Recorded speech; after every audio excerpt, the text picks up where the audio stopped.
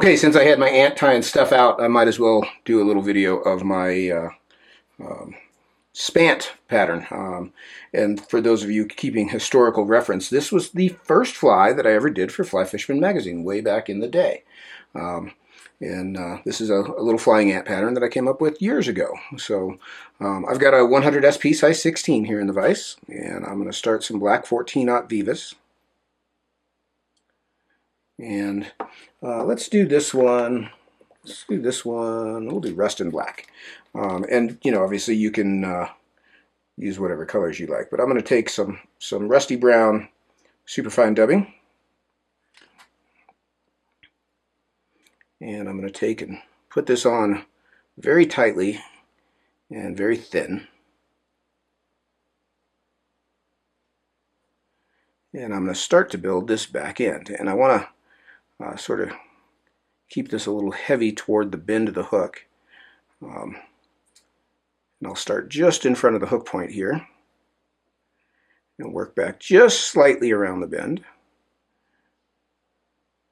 And then work back and forth, kind of building a little oval, you know, an ant-shaped body there. And you can see if that dubbing gets loosened up, you can kind of retighten it and reposition it. And as I run out of dubbing, I'm end up with bare thread right in front. You can see there's a couple little strands on there. I'll just run my thread over those. Now the idea on this one was the wing. You know, so many ant patterns, especially when you get them cast, you know, fairly far away from you, are hard to see. And I wanted something that would also add some float. So what I elected to use was some fine deer hair. So hopper deer or coastal deer. And I've got a little clump of this, like so, that I've stacked up in my stacker, nice and neat. I want something that's got good markings on it like that. I'm going to measure that about a whole shank length long. And I'm going to transfer it to my other hand, and then I'm going to spin my thread up because I want this thread to be round when I tie this down so it bites into the hair. And I want to tie it in right in front of the body there and tighten that thread toward me. I just put 2 turns and tighten toward me, a lot like you'd do in elk ear caddis, to flare that hair in place. Now I'm going to lift these butt ends up, and I'm going to come in with my scissors and trim those just as close as I can get them. Then I'm going to come down, excuse me, over those butts. And you can see as I bump that right up against the front edge of that body,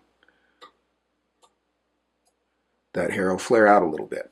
Now I like to kind of divide the wing just manually. You can see I've just sort of, with my fingers, divided that. And I'm going to come in with my scissor tips and just cut out the hairs in the center of the wing so that I've got two distinct wings that are sort of hanging out. And the idea of this, the name of the fly, Spant, is spent ant.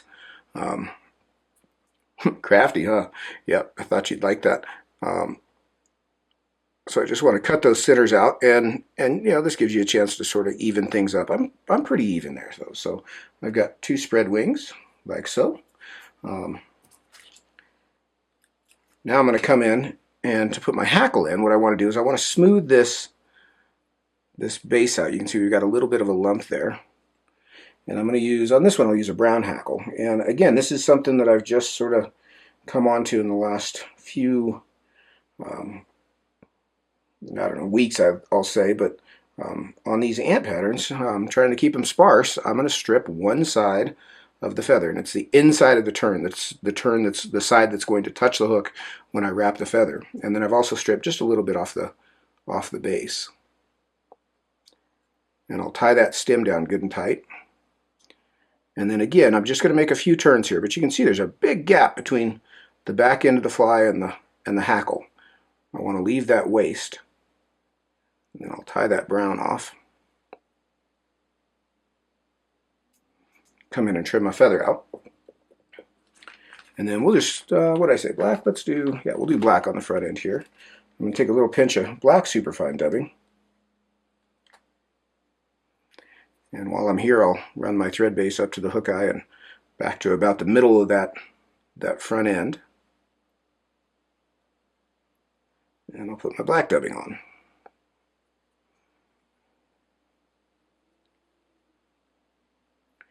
And then I'll build a little ball up here. You can see how I can kind of just keep stacking that turn right over the center and then kind of angle back and forth to tighten that up. And as I run out of dubbing, I'll be right up behind the hook eye. And then I can whip finish that thread there. And there we've got the Spant. So very similar to the harrop ant that we did, or that I did earlier. I don't know if you saw it earlier. I don't know what you were doing earlier. Can't keep track of you. But anyway, here it is, and we've got a video of it up as well. Or if we don't yet, we will soon. But two very similar flies. Just different ways of going about the wing.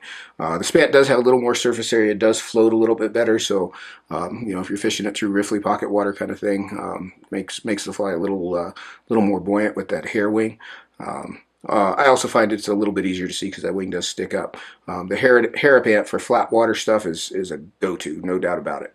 But you know, you got two options, so tie up some of both, and then you got choices when you get out on the river. But there you go. There's the Spant. Fun little bug. They're all fun. Tie more. Get to it. See ya.